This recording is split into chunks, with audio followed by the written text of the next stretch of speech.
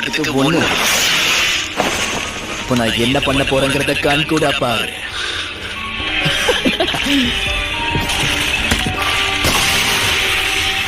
அந்த பையனை நான் பிணைத்தேதி ஆகிட்டேன். ஒரு வழியா நான் இப்போ சுதந்திரம் அடைஞ்சிட்டேன். அதனால இப்போ இதை நல்லா யூஸ் பண்ணுறேன்.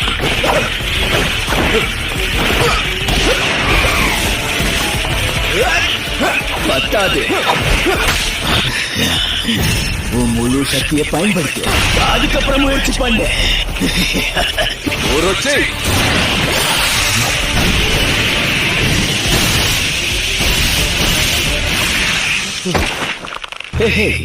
நான் தான் சொன்னேன்ல.